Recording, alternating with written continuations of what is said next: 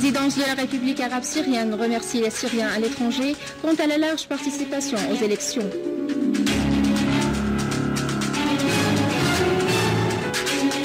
La Russie et l'Iran vont suivre les élections présidentielles en Syrie à travers de représentants parlementaires. Des unités de l'armée et des forces armées prennent le contrôle des villages Ataf et Zehnan dans la banlieue de Daraa.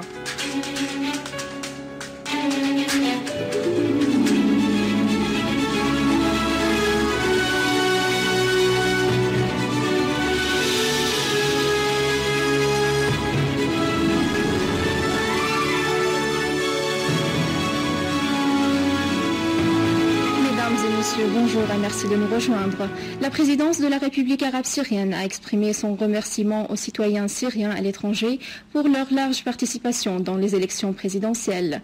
La présidence de la République a exprimé sur sa page sur le réseau social Facebook que la précipitation des citoyens au bureau de vote pour participer à cette échéance constituait la preuve de la grande clairvoyance nationale qui a distingué les Syriens tout au long de leur histoire et une expression de leur attachement national réel et authentique à leur patrie et leur aspiration pour la construction de la Syrie du futur en exerçant leur droit constitutionnel de voter dans les ambassades syriennes ou de participer dans le soutien à cette échéance à travers les marches, les sit-ins et les autres méthodes dans les pays où il n'y a pas d'ambassade syrienne ou les pays qui n'ont pas permis la tenue des élections sur leur territoire.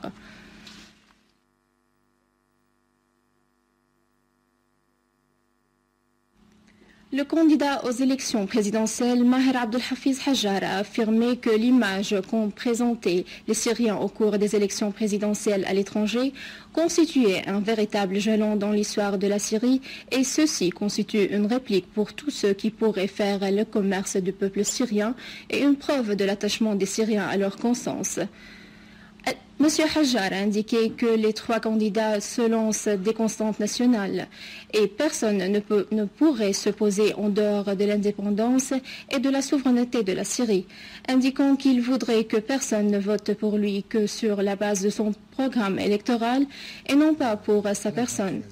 Al-Hajjar a indiqué qu'il était nécessaire de trouver une vision claire qui ferait l'objet d'un consensus par les Syriens et de posséder les mécanismes de son exécution. Al-Hajjar a précisé que la Syrie pourrait être un des pôles mondiaux et nous devons chercher un exemple national syrien pour la Syrie et un rôle, a-t-il précisé. Et au sujet intérieur, Al-Hajjar a refusé la création de partis politiques sur un fondement religieux, conformément à la constitution de la République arabe syrienne, indiquant que les frères musulmans ne possédaient pas la moindre vision ou position des causes arabes. Al-Hajjar a précisé que son programme électoral adoptait la reformulation du mouvement de la libération arabe, dans lequel la Syrie aurait le rôle primordial sous sa forme laïque, où il n'y aurait pas de contradiction entre la laïcité et la religion.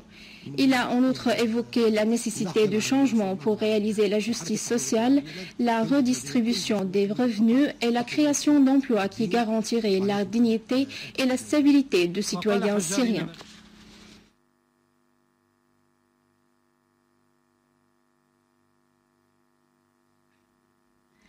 Le candidat au poste du président de la République, Hassan Nouri, a affirmé lors d'une réunion à l'hôtel Sheraton à Damas que les forces de la coalition nationale démocratique que l'élection présidentielle ne constitue pas une compétition pour le poste, mais une option visant à construire la patrie, soulignant qu'il est un homme réformiste et non pas un rival. Nouri a évoqué son programme électoral à partir d'une vision économique, d'une stratégie pour le développement de la gestion et du tissu social à travers des élections démocratiques. Il a considéré que ce qui s'est passé de la scène électorale au Liban exprime un consensus national soutenant la Syrie et l'armée arabe syrienne. إنه البرنامج الاقتصادي كان بالنسبة لهم مقبول جدا وكنا عم نتحاور وانتم سمعتوا الحديث. La Commission centrale russe des élections a souligné sa détermination à envoyer des représentants en Syrie pour suivre la présidentielle prévue le 3 juin prochain. La Commission a fait savoir que le membre de la Commission, Anton Lopatin, et le chef du département des relations extérieures à la Commission, Igor Ivlanov, visiteront la Syrie pour suivre la présidentielle, conformément à l'invitation du côté syrien. Le conseiller du guide de la révolution iranienne pour les affaires internationales, Ali Akbar Wilayati, a affirmé qu'une délégation iranienne suivra les élections présidentielles en Syrie, estimant que la tenue des élections constitue une réplique ferme aux ennemis du peuple syrien. Wilayati a ajouté que l'acceptation des pays arabes des résultats des élections en Syrie ou son refus n'était pas important. Mais l'important est que le peuple syrien est celui qui décide l'avenir de son pays et résout la crise par les méthodes démocratiques, précisant que les pays occidentaux ne cherchaient pas à poser les fondements de la démocratie au Proche-Orient, mais voudraient des pays satellites dans la région. Le ministre de l'Information, Amran Zaabi, a affirmé que l'importance des élections présidentielles en République arabe syrienne prévues le 3 juin prochain provient du fait qu'elles ouvriront la porte pour mettre fin à la crise en Syrie au moment où les forces appuyant le terrorisme œuvrent à prolonger cette crise. M. Zaabi a indiqué dans une interview à la chaîne El-Manar que les élections présidentielles se déroulent conformément à la Constitution et à la loi. Il a précisé que le taux de participation des Syriens à l'étranger était bon dans les pays où elles se déroulaient, ajoutant que les déclarations qui ont été faites par certaines forces et personnalités libanaises à propos de la précipitation des Syriens au siège de l'ambassade à Beyrouth reflètent la nerveuse politique anticipée chez ces forces, soulignant que la porte est ouverte devant les Syriens à l'étranger pour retourner à leur patrie et l'État est prêt à les accueillir et à leur assurer les nécessités du retour.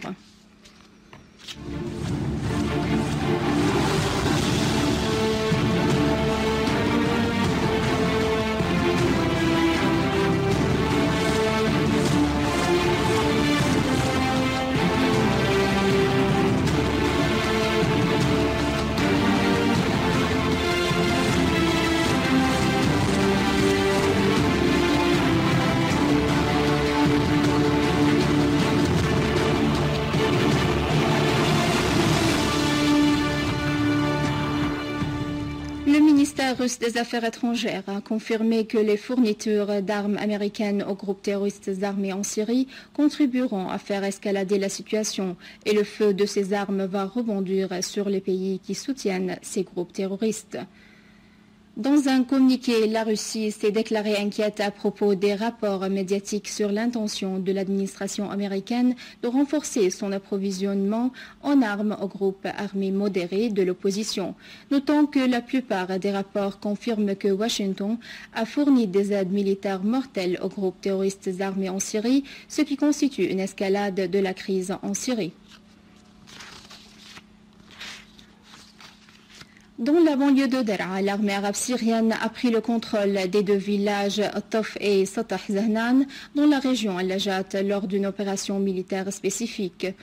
Une unité de l'armée a avorté une tentative d'infiltration et autre d'agression contre un point militaire à la ferme de Hamada dans le village de Aousaj, éliminant un grand nombre de terroristes.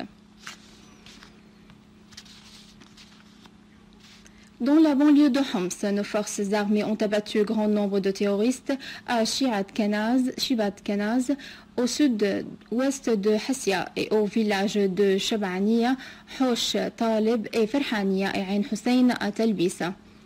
Des unités de l'armée ont détruit des stands de mortiers et de roquettes dans différents quartiers à partir desquels les terroristes de Jabhat Nusra ont agressé les habitants.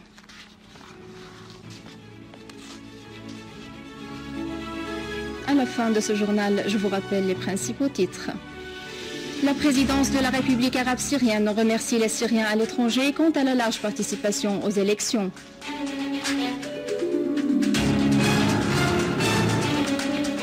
La Russie et l'Iran vont suivre les élections présidentielles en Syrie à travers de représentants parlementaires. Des unités de l'armée et des forces armées prennent le contrôle des villages Ataf et Zehnan dans la banlieue de Daraa. C'est la fin de ce journal. Je vous remercie de l'avoir suivi. Je vous rappelle que vous pouvez consulter notre site internet syrianonline.sy pour revoir ce journal et davantage d'informations. Au revoir.